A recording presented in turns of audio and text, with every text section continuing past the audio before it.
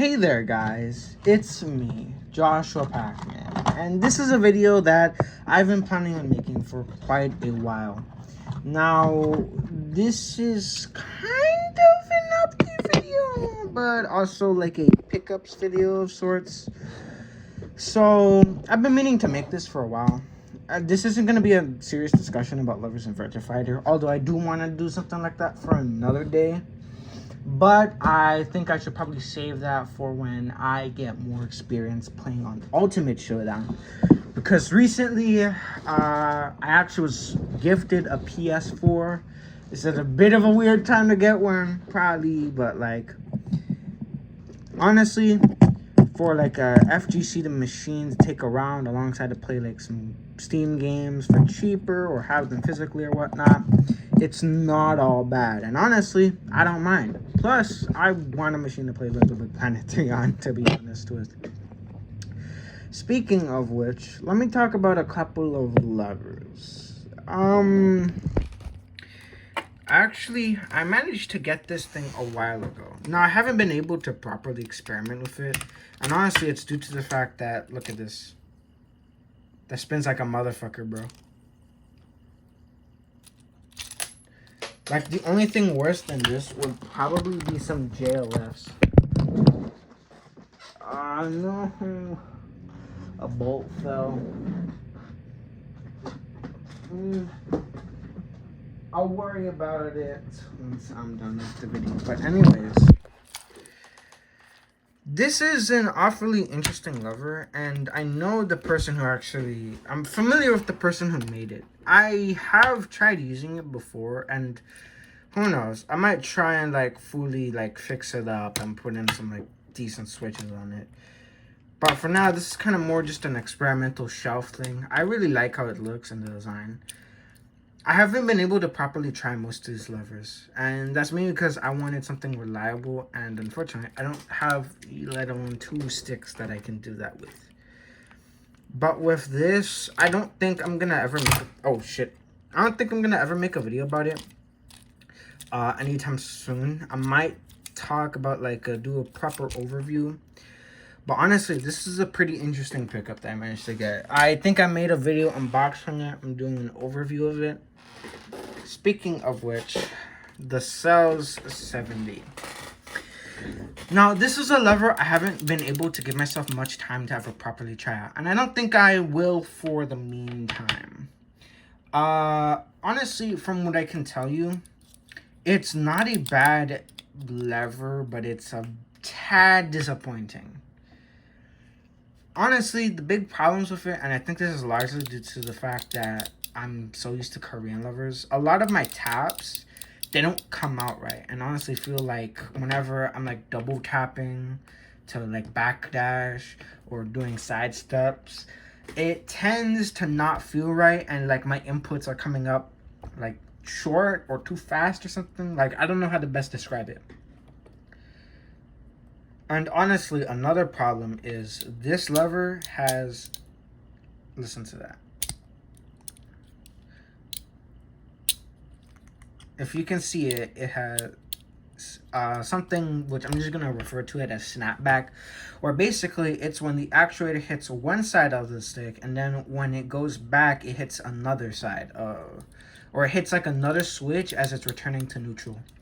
And that actually is a massive issue for me. And honestly, unless I can find a way where I can resolve the snapback, it honestly has affected me a little bit in gameplay. Although that doesn't mean I'm gonna not use this or whatever. But I think for now, I'm going to leave the Cells 70 outside of the Real Arcade Pro Noir that I originally had in it for the meantime.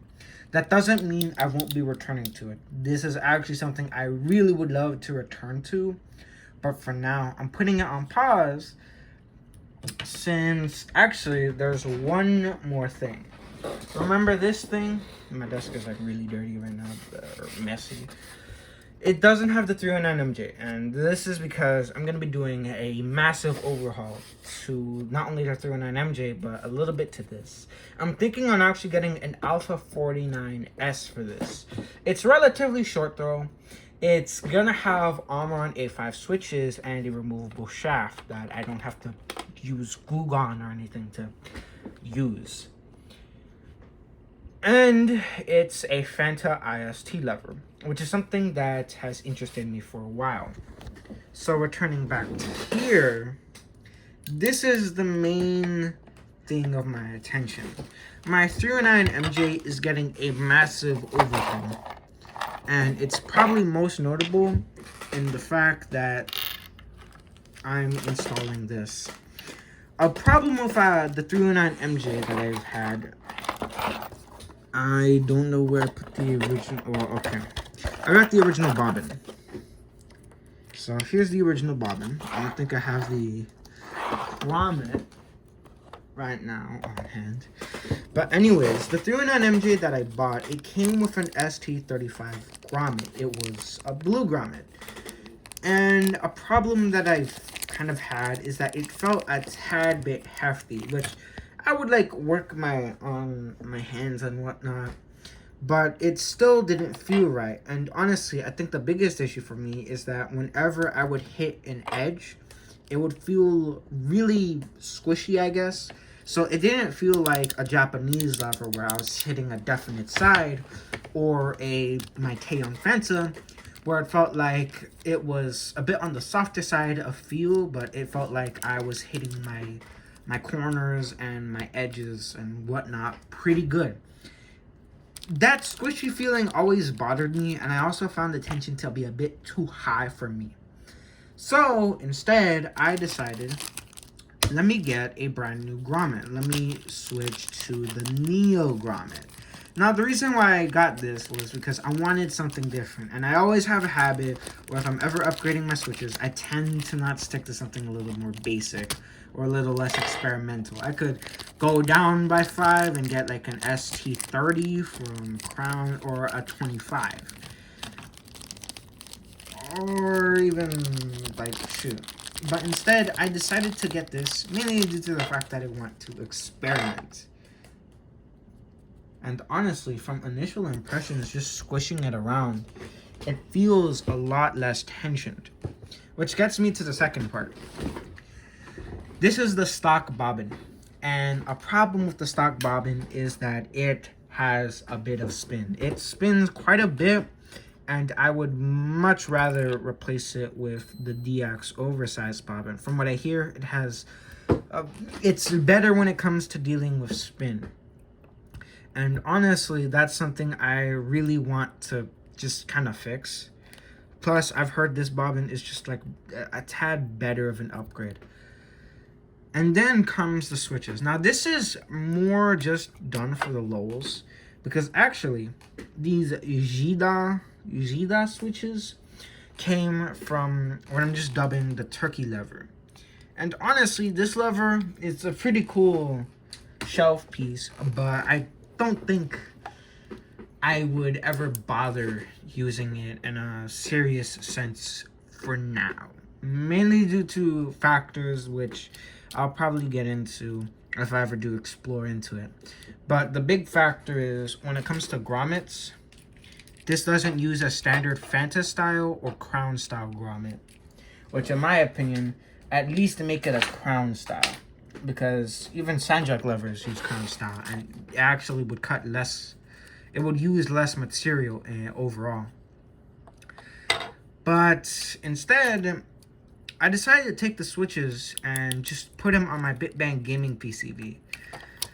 I mainly just want to try them because why not? I have them, and I'm still gonna keep my Gersongs as spares.